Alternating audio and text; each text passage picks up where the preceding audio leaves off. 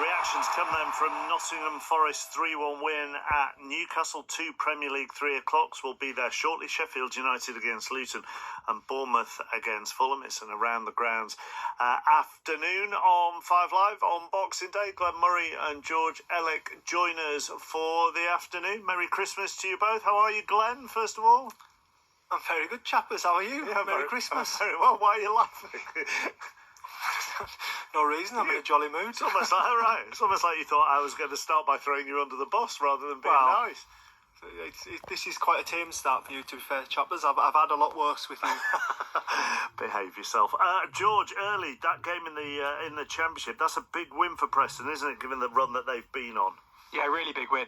Their form at the beginning of the season was so good. They won 6 games in a row, having drawn their first game of the season. But recently, things not looking quite so good with just 3 wins in 16 before today. So that's a massive win for Ryan Lowe.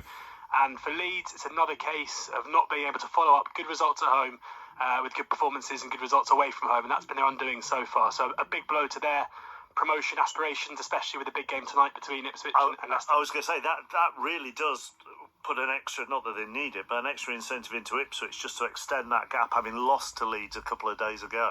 Yeah, it does. It means if they win this evening, it means that game against Leeds, the 4-0 defeat on Saturday, wouldn't really be relevant anymore in terms of the points they lost in that race. It would close the gap to Leicester above them. So there's a massive opportunity for them now to do that. And also for Southampton. You know, we've been talking a lot in recent weeks about it being probably 2 of Leicester, Ipswich and Leeds who are likely to get promoted automatically from the Championship.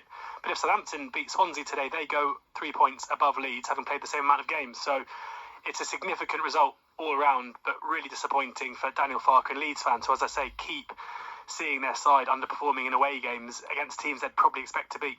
They are going under the radar a bit, Southampton, aren't they, Glenn? Which, I mean, obviously not to Southampton fans because they're on this amazing run, but George is right. So much attention actually on the top 3 rather than who's in 4th. Yeah, do you know what? I was just thinking as you were chatting there, it's the festive football fixture list just throws up all sorts, doesn't it? Like, you've got Ipswich and Leicester this evening, a massive game in the Championship, but then you've obviously got Russ Martin gone back to his old club, vying to go third. It's just, it's the gift that keeps on giving the Championship.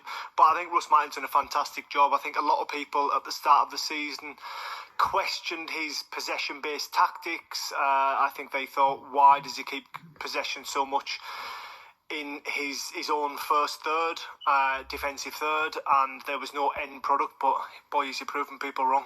Well, what's been interesting, but just before we go to St Mary's for Southampton Swansea, is that George, Swansea then went with somebody in Michael Duff, who wasn't going to play the same way as Russell Martin, and weren't patient with him.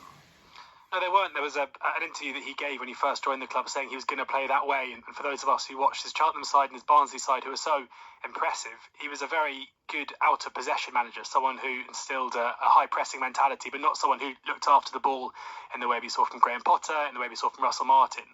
And it always felt like a clunky fit for that reason. And even though results weren't great, it was always the identity and the style of play that Swansea fans couldn't get behind. And we saw the new ownership group saying when they made the decision to part company with Michael Duff that they didn't realise quite how important the Swansea identity was to the fans. So I think we can see when they do make an appointment now, where it's the caretaker, Sheehan's in charge at the moment, but whoever they bring in will be tasked with playing a very specific style of play. But in the short term, they have to ensure that they are kept safe in the Championship because their current run of form sees them sliding towards the bottom 3. Let's go to the Den where Millwall's 3 points, you would think now, are safe. Ross Heaton. Yes, Millwall have doubled their lead against their third from bottom opponents in second half stoppage time. Murray Wallace bundling in from a vicious whip corner.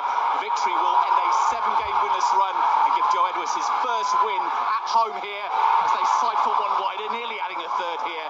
It's Millwall 2, QPR 0.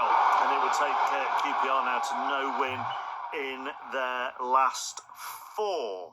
Right, let's go around all of our 3 o'clocks. As I say, we're going to start at Southampton, unbeaten in 15 against Swansea, still looking for a new manager, Henry Moran.